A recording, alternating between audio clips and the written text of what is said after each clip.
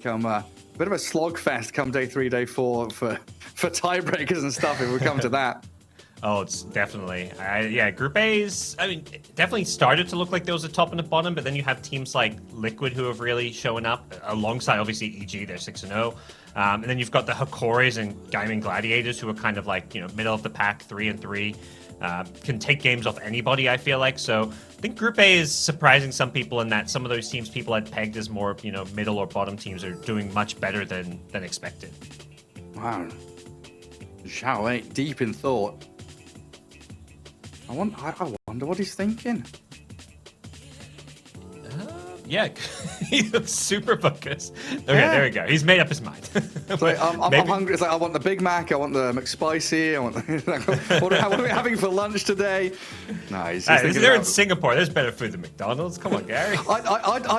You are right, but I have to say, like I tweeted about it the other day, but there is one thing that Southeast Asian McDonald's does that like nowhere else does. It's the spicy chicken thigh sandwich, and it is just the most beautiful fast food piece of engineering I've ever encountered. It's so good. I miss it every day. A McSpicy, it's god tier. But no, you're right. There's plenty more. Chicken rice and chili crab and all that stuff. I was very, very glad to get acclimatized to the Singapore time zone a couple of days back. PSG.LGD. We've got our apples being eaten. Iragi has other ideas about his healthy food choices. And game 2 is underway here as OG and PSG.LGD going to be racking their brains for a second time when it comes to the draft. Oh, Primal Beast being let through. Marcy, Undying, Clock, and Chen, all the options to be banned out. And OG going for this Oracle. I feel like they've done this again previously. They like testing Misha on these unconventional heroes in terms of meta picks. And last time they picked Oracle, it was also against the Primal Beast. So maybe having that, that save against the BKB Pulverize is just something OG want to prioritize. So we'll see if that's going to be the answer here as LGD quickly snagged Death Prophet. I think based on last game and based on what they've seen, they're probably looking at OG and they're like, OG's just going super greedy. All their drafts are more late game oriented. They like to play more and more on these carries. Let's pick these tempo drafts that take towers that really put OG on the back foot. Like, you don't really want to try and match their greed with your own.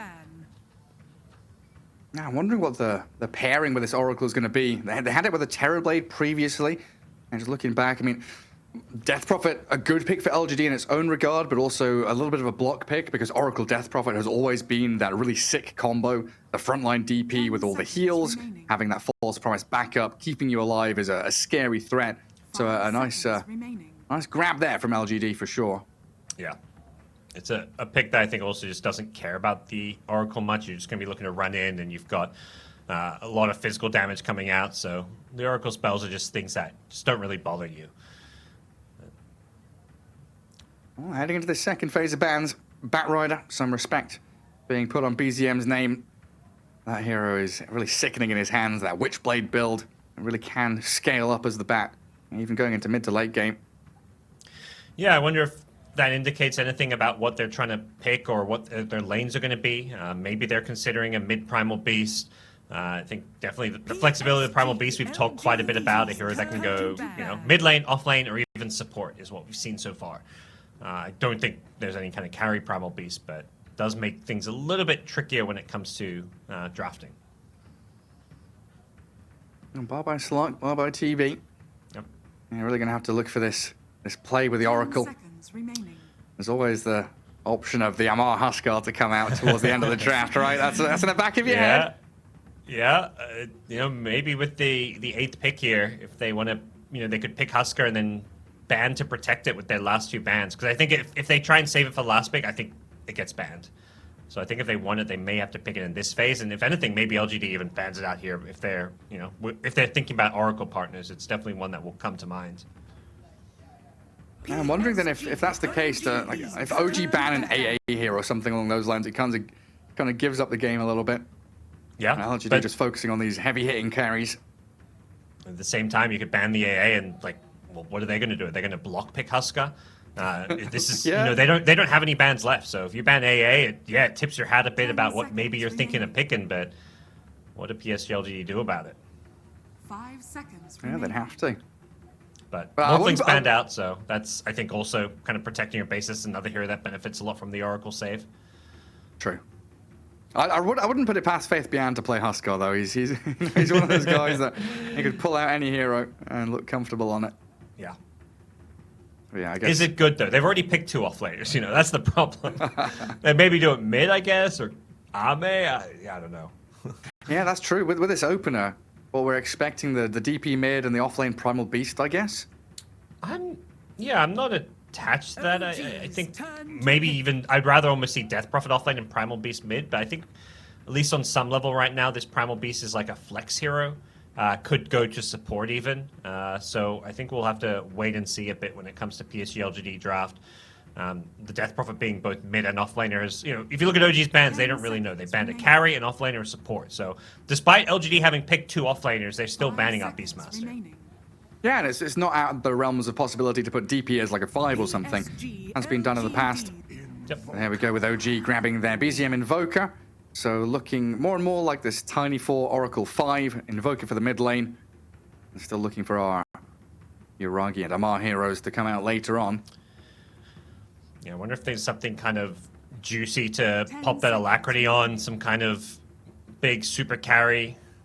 Or if they want to maybe play some kind of fast-paced tempo Dota as well themselves, because I think if you're OG, you're maybe thinking we're playing a little bit defensive. It's not the OG that they're maybe more well known for, the run of the enemy, slay, dive their fountains. Like we haven't really seen that quite as much outside of the Gaimin Gladiators series where they had like some super bloodbathy Dota. Yeah, that's pretty nutty.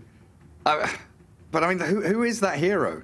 Now Medusa hasn't seen much play recently. You already looked at the TB and the Morphling being banned out. Slark is gone. So you're looking at what, like a Jug or something? I mean, Void could come back again.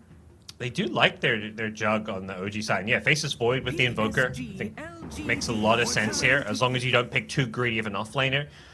And LGD going back for the Pengo. They really like this hero, particularly in Nothing to Say's hands. It's kind of become one of his signature heroes, and they just get so much team fight around it. He's so good at getting on top of the backlines, and when you're up against an Oracle, I feel like that's always one of the things you want to be able to do on your team. You've got Death Prophet and Primal Beast to kind of address the the cores and the front line of OG, and then your Pengo just goes in and disrupts the Oracle and his ability to play and use his spells to save his teammates. Yeah, kind of a cool pick in the fact it removes a little bit of flex from the Primal Beast, but then adds it back again, so you've still got DP Pango flexible. But it looks like now you were right, the Primal Beast maybe being relegated a little bit to position 4, with that Dazzle pick being the 5. So Ame's hero, the last one to be grabbed. Unless LGD have a trick up their sleeve, which we're not aware of. Yeah, I think seems pretty unlikely. I mean, definitely none of these heroes are Ame heroes at this stage. I think there is still some flex potential between Pengo, Death Prophet, Primal Beast, but it should be kind of what you're expecting. Primal Beast, Death Prophet in the offlane, Pengo mid. As OG, that's a very late SF pick. This hero's been getting first phased and generally prioritized, but here it is, slipping through the draft. Yeah, right through there. OG feels like they need some more teamfight control, though. They got a lot of damage from Invoker, Shadow Fiend. I mean, I'm saying this because BZM's been playing much more of the Exort Invoker, and I think across the board through this group stage, we've had them move away from Wex into Exort to give you the Sunstrikes and the damage, and not necessarily the control from the EMP Tornado combo. Problem is, some of those teamfight heroes that Amar plays, Slardar, and particularly the Mars being a teamfight one, are getting banned out. So as far as those more teamfighty offlaners go, your options may be a little bit limited because of his kind of defined hero pool. Could go for the Timbersaw. I mean, that's not exactly teamfight, but it's more that like kind of carry greedy style if it becomes a good Timber game. Right now, I think it's a decent Timber game. There's not like any kind of crazy kill threat onto him, but it will depend on what LGD get here for the carry. He's going to want to have that good matchup. This is something I feel like OG do a lot when their second pick is actually save a Mars hero for last, or at least wait to see what the carry pick is going to be so they can guarantee that he has that kind of counter pick. Yeah, and that Ursa ban, that adds to your story as well, right? Making sure that he's going to have a decent time. Well, yeah, that is a woe. Tempo. So position 1 Prophet? Tempo. Yeah, it's almost, I mean, probably got to be. Sometimes in the past, Faith Beyond's played this offlane, but if that's the case, then who's safe lane? Like, Carry beast. Yeah. I said it was like the one role it's not played in, but maybe I'm wrong about that. But that's the trick up the sleeve I was alluding to, kind of hoping it would happen. We'll see if it's the case. Unlikely here for LGD, as that Prophet will likely be the one. As OG, yeah, Amar Hero with 10 seconds remaining to pick it up. There's one thing I've learned from Arlington is I don't know what a good Timber game is anymore. I used to look at 3-4 strength heroes, good Timber game, nuke damage, good Timber game. Amar on the panel is just like, nah, this is a good Timber game. Not this one. Tidehunter going to be the pickup for OG.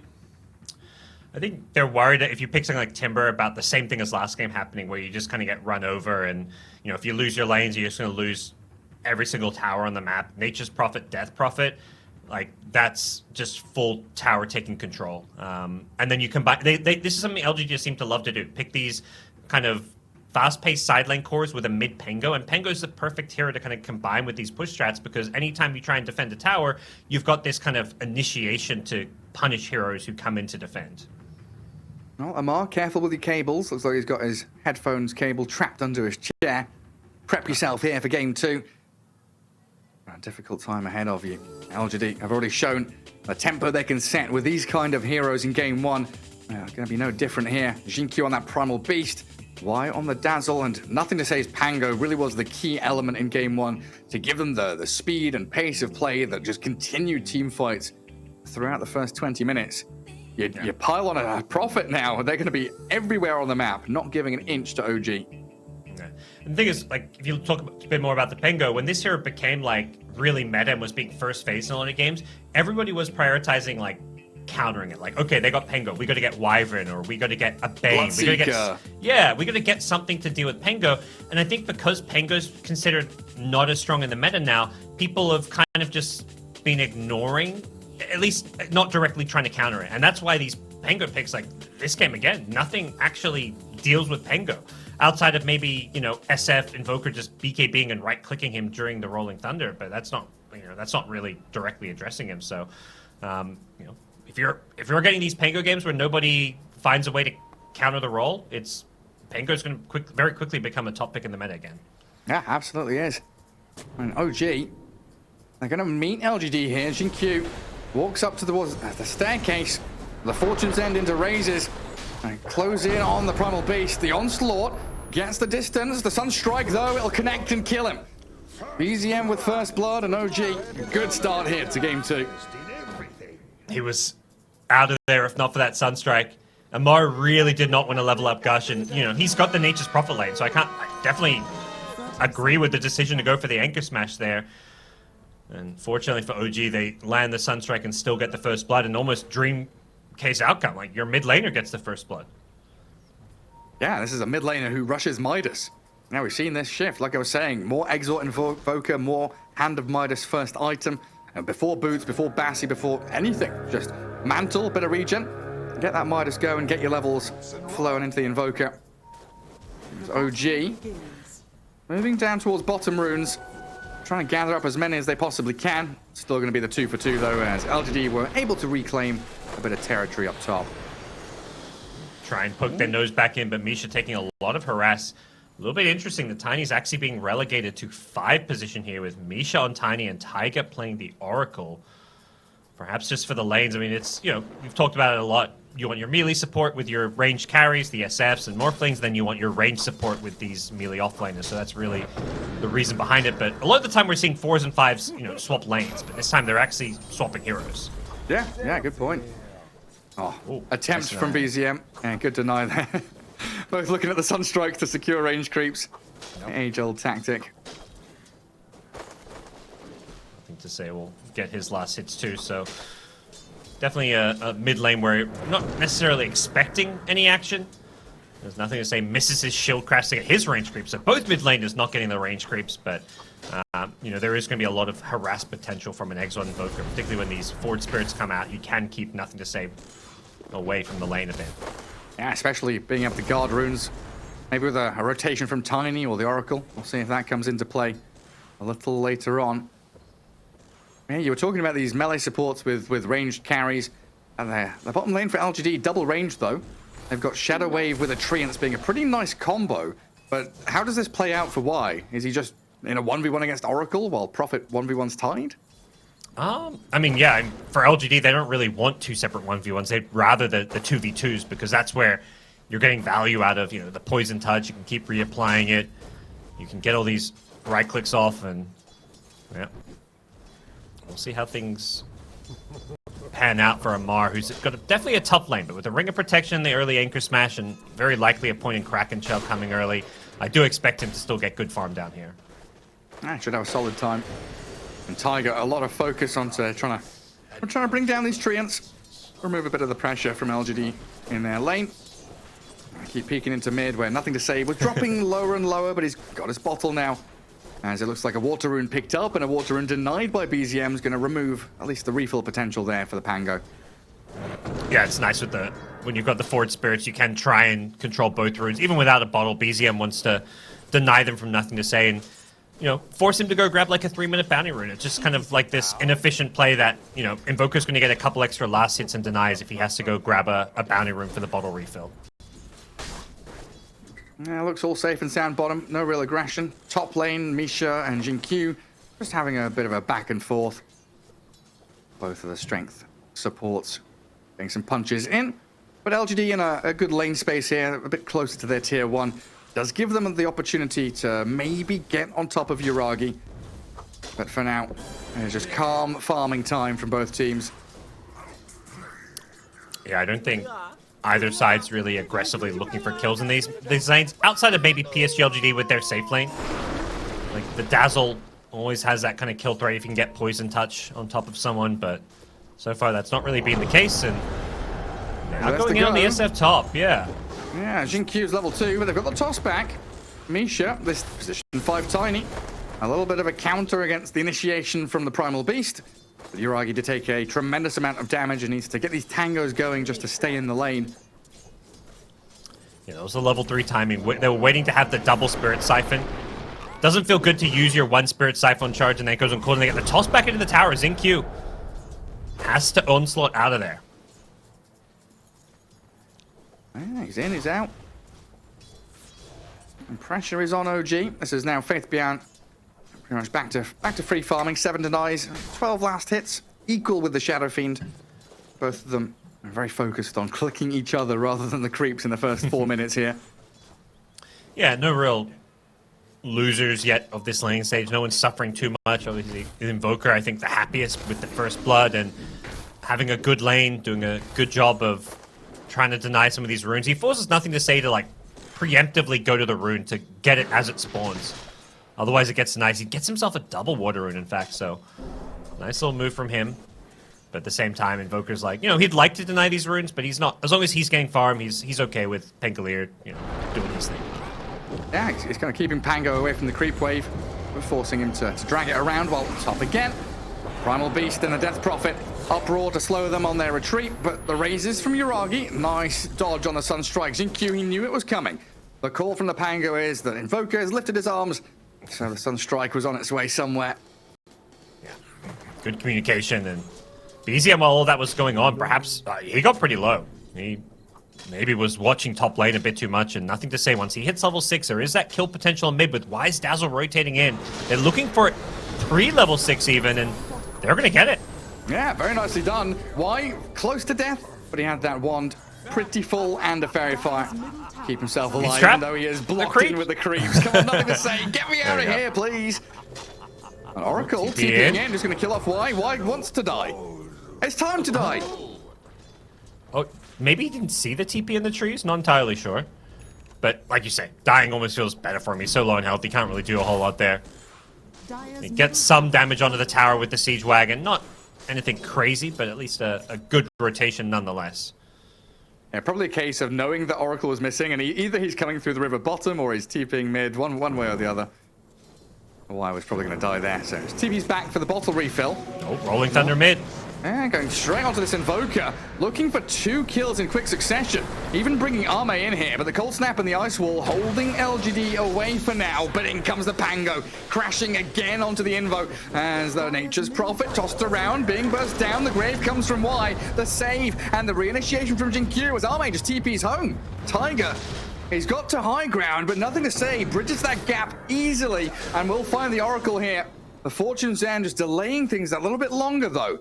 On Tiger, can he get out? He's got a Fairy Fire. I think LGD have to give up on this. Dodges the swash, so he gets away from it. Okay. Nice little small redeeming factor for what was a pretty bad team fight. The Invoker with the TP death, like you die, you TP and you die again, is one of the worst things as a mid laner.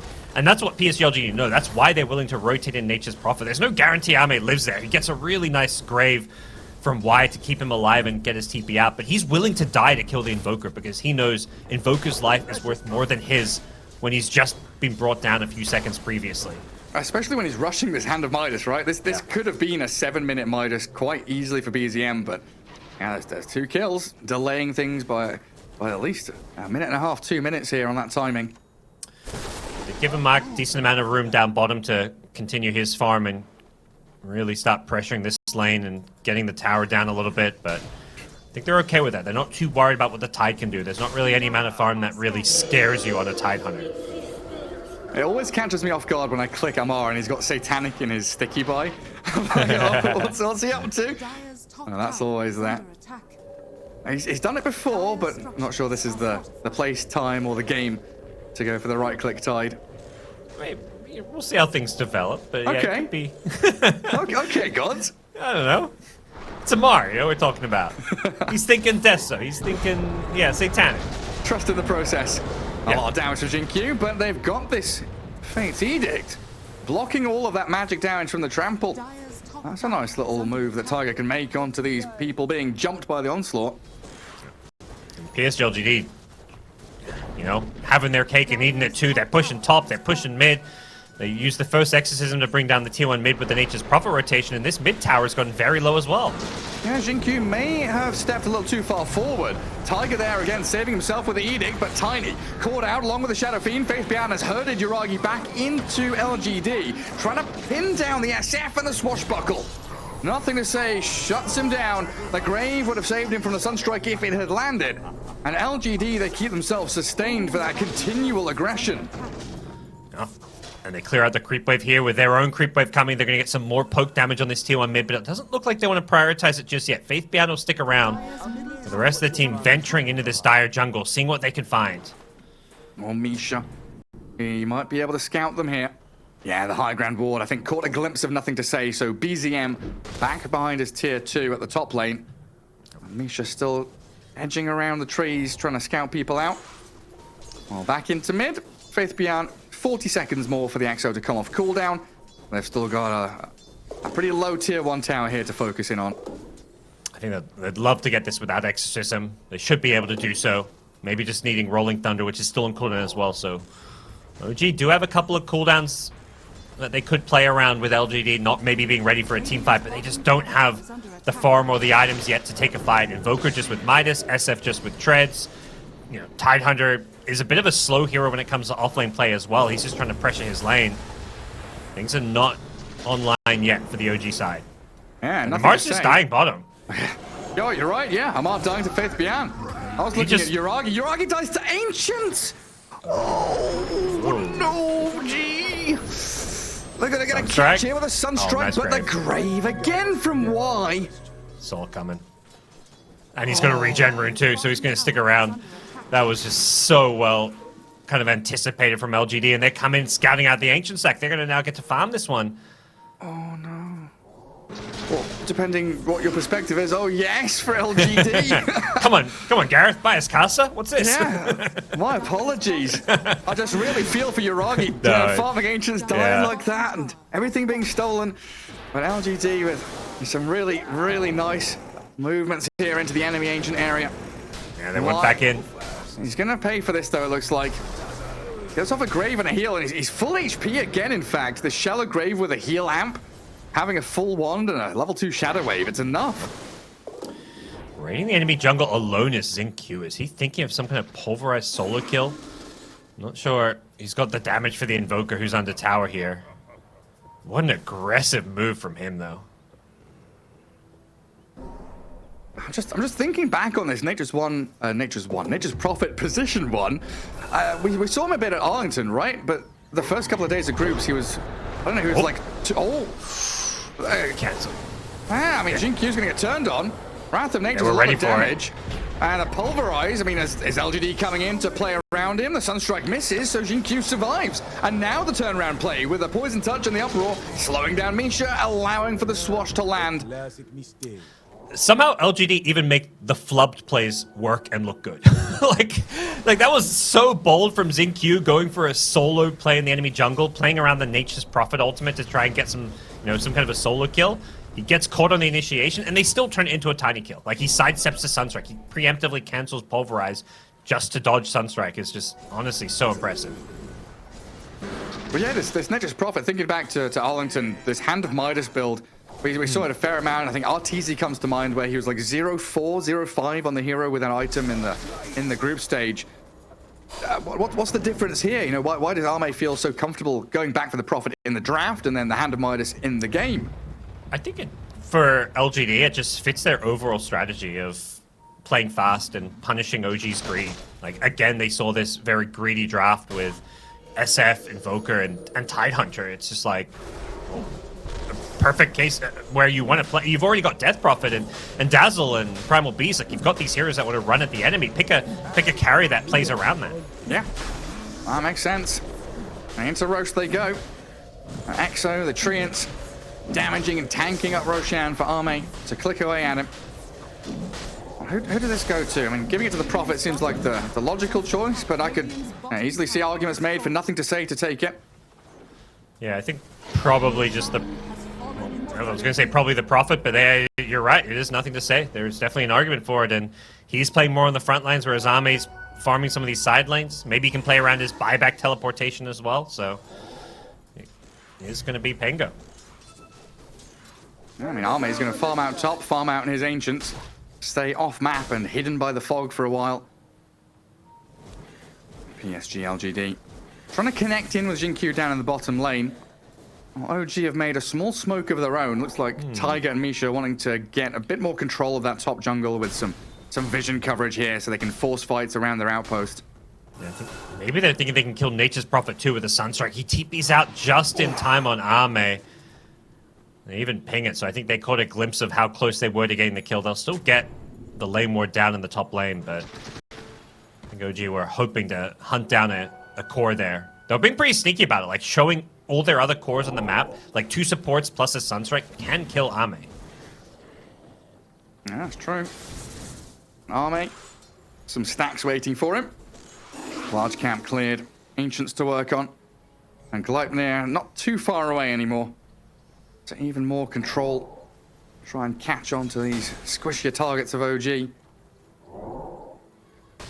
he is getting very, very farmed. And the entire LGD side, the 3 cores, well on top of the net worth. Similar story to last game, and just making all the right moves. Even like the supports like XinQ and his Primal Beast, getting some room to get some farm to start working towards his own BKB. The line is being drawn. OG have a good read of this, knowing that LGD just showed in the mid lane. Natural movement for them is into that top jungle. There's that outpost there for OG to hold on to, but it looks like they are pretty content pushing out the side lanes, returning back to mid to gather up their forces. Yep. LGD have just been waiting for Exo. It was on cooldown, and now it's back up, so I think we'll see them push out top and mid and likely connect at this top lane to take the tier 2 tower. But now though, they are playing more greedy. They're farming the Nature's Prophet. I mean, Nature's Prophet can farm anywhere and join up, but XinQ's Primal Beast being down this bottom lane suggests that they want to try find some pickoffs down here. All right, try and play into him. The TPing bottom outpost. XinQ sees Tiger. Thinking about it. The onslaught cancelled out. And meanwhile, Faith Beyond runs straight in towards Misha. ECM's caught as well. Do they have detection? Any detection for him? Doesn't look like it. Chain Nothing stunning to say, him. just Yeah, blindly stunning and chain disabling the Invoker while Amar trapped inside the Sprout, silenced up for now. But he is away from there, still holding 17-1 charges, but he's gonna have to use them to survive against the Pango and the Wrath of Nature. I was just about to say, I think that's actually decent for OG, but losing Amar there, perhaps not going to feel as good. But Exorcism being used for like a small fight that only gets a kill or two, as opposed to taking a tier 2 tower, is actually okay for OG in the grand scheme of things. But losing Amar, I think, is going to swing things in the favor of LGD, who still have themselves a pretty sizable gold lead. Similar story to last game. This first Roach, a bit more of a farming Aegis, a bit more of one to just take these out of towers, control most of the map, take farm away from the enemy, and then build up this big gold lead to really hit this power spike around Roach number 2. It's just kind of hard to see where OG are going to be coming from in these fights, because there's a catch on nothing to say. Misha, they take the Aegis down. LGD not chasing up high ground. They don't have the vision there, so they'll try and back away now. Yeah, I was just looking at this thinking OG supports are both very poor, and I don't know. I don't see Misha buying Blink anytime soon. Tiger on an Oracle doesn't really have a key item to go for. Tied with no Blink means no initiation, so is it really going to come down to like Uragi with his BKB that's the big difference maker for OG? It almost has to in many ways, but yeah, not having a Blink initiator, your Tiny is not getting one anytime soon. He's maxed out the toss, but how does he get into to use a toss back? It's the something Windlace. OG, yeah, they just can't play around it. Oh, 2 supports scouted out and rolled on. Nothing to say. Comes crashing down on their heads and pulverized the Oracle with a good shield crash over towards Tiny. Misha getting caught up here by Faithbian and nothing to say. 2 quick kills for them while they're still out on the map. Arme pushing out top. Looks like he's TPing in towards mid to catch out Amar. The Tide Hunter dead for 30 seconds. And being able to play like this aggressive, let's just keep hunting for kills style of Dota with a Nature's Prophet means, Nature's Prophet's just farming all over the map with a Midas. His net worth is like insanely high right now, way above all of the OG cores. And that's just going to remain the case as long as he's got this Midas and ability to farm the map and not even really join fights. He's 1-0-4, and I feel like half of that involvement is just throwing his ultimate. Yeah, because usually 20 minutes in, 11k net worth is good. 12k net worth is very good. 13k is kind of excellent. This guy is going to have, 15,000 net worth going into 20 minutes or something. He's record-breaking, exceptional game from the Prophet here. Oh, great Sunstrike. Gets the last hit on the creep. Well done, BZM. You take what you can get on this kind of map. I got to be a bit biased for OG as well here, I was going to say hoping for that game 3, but oh wait, it's best of 2. Yeah, that's unfortunate.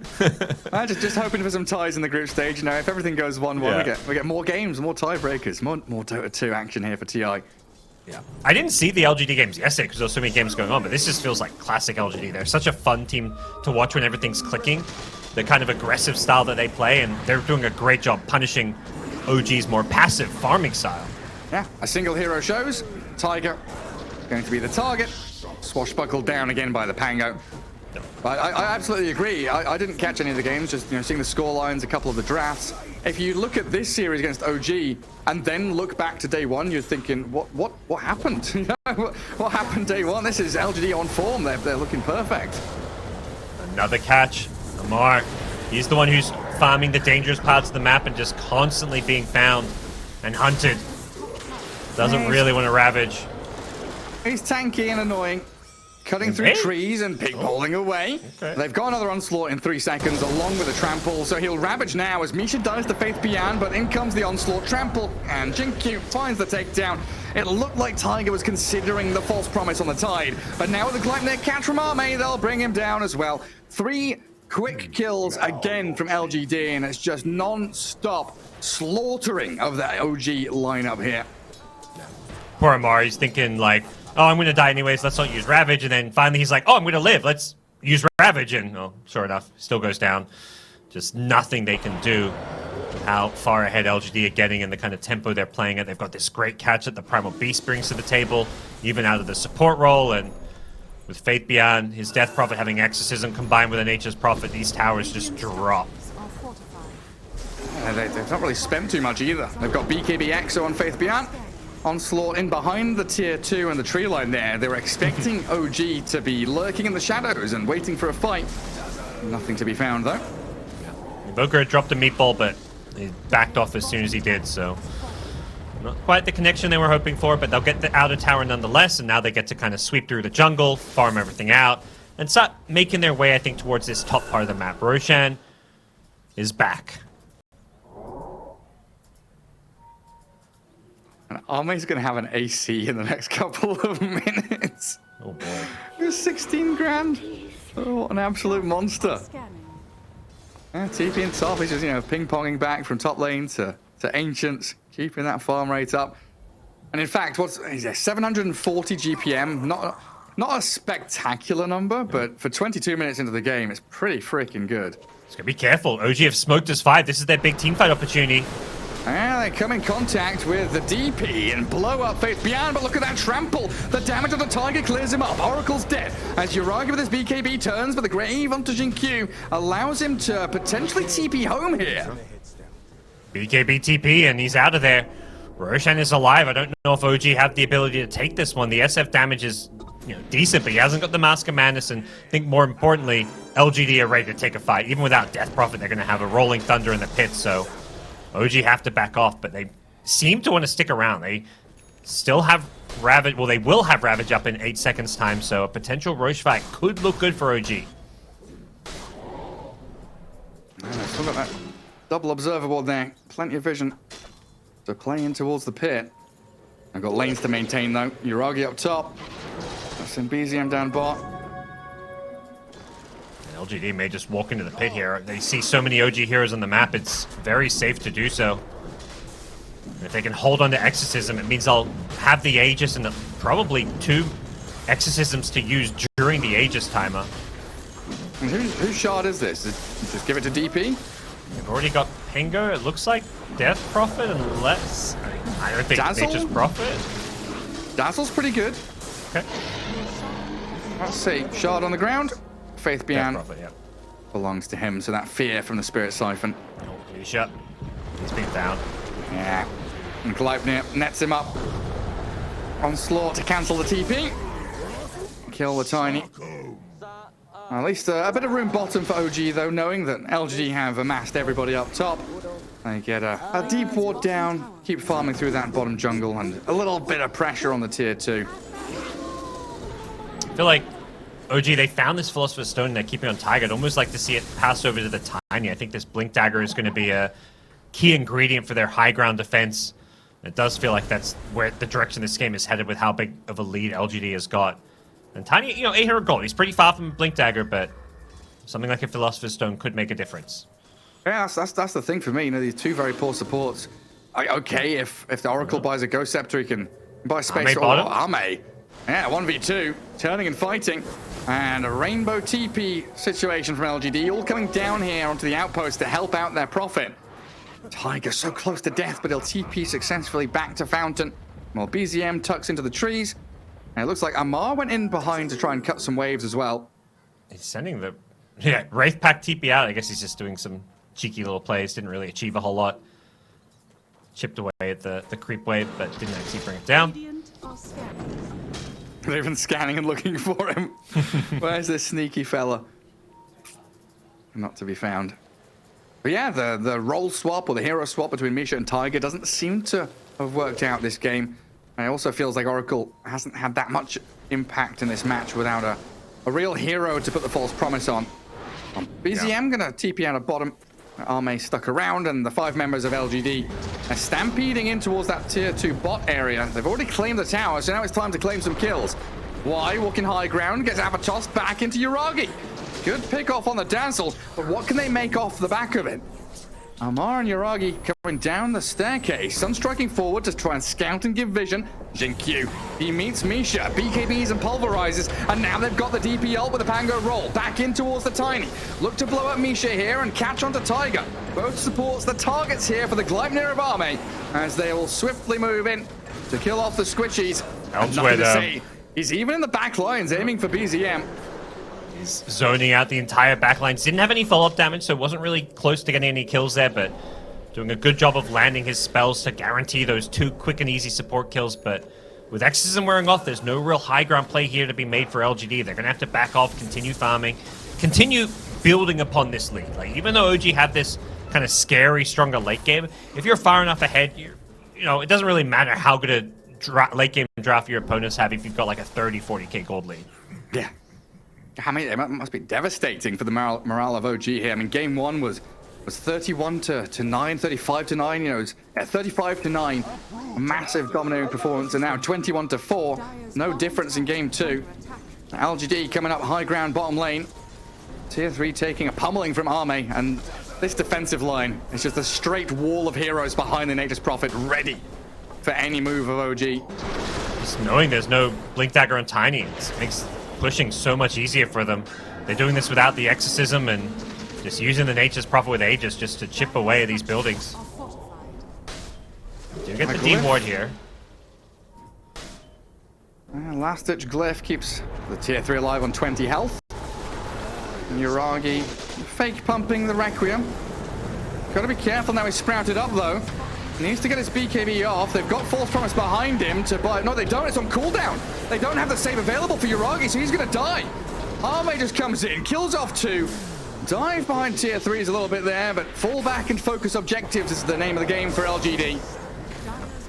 SF was almost playing as if he did have the False Promise behind him, but it was still, 10 seconds away, and LGD get the perfect jump, utilizing this Primal Beast initiation so well. The BKB pulverized, just when there's no False Promise, there's just no good answer to it, and it's not just one lane of Rax there looking for a second. Still 30 seconds left on this Aegis. Yeah, and 30 seconds left before Shadow Fiend respawns. Doesn't want to buy back. Yep. And They're LGD... going to have Exo, too. 10 seconds, and, like, how do you fight into them? That's a very good question. I don't think I've got the answer for you. See if Faith Beyond just pops it here, or if they decide to back off and look for another good fight. It looks like backing off is going to be the call. Farm some Ancients, get those next couple of items. You just got so much out of that bottom lane, plus the kills you got from the team fight. That a lot of big items coming out for LGD. And another cycle here for LGD, doing very well, getting a pretty early first Roshan into second. Waiting for another one. And grabbing up tier 3 items on their journey through the top jungle. And OG going to have to relinquish control of the entirety of the map outside of their base. Just got solo vision, only one deep aggressive ward, which isn't really leading to any kind of plays here. With a completed Satanic and 200 gold is going to be a massive problem for them. And I think big part of the Nature's Prophet pick here is the matchup against SF is pretty good. You actually kind of, you've got that range carry that can always be attacking in SF. You're not really being kited. And LGD, they want to charge in here. Man, nothing to say. Breaks up the high ground, spots out Misha. Does get the toss back, and a blink grab from Mamar, not connecting on anything. Faith Biana's aggressively blinked in on towards Tiger, getting the fear on the Oracle. Pango trying to slow down Yuragi's retreat. Needs the BKB Requiem to fear them up, but he's been caught out, stunned up by the Rolling Thunder, and finished off. GG call. A tremendous victory. 2-0, in fact, for LGD over OG. I thought this series would be a close one. 26-4, 2 sub 30-minute games. We're getting all these 50-minute games on this patch. I feel like, yesterday we had 10 games or whatever that went like 15 hours, and OG and LGD just having 2 quick ones. This was a complete and utter stomp. I think LGD, a lot of it goes back to the draft where OG thought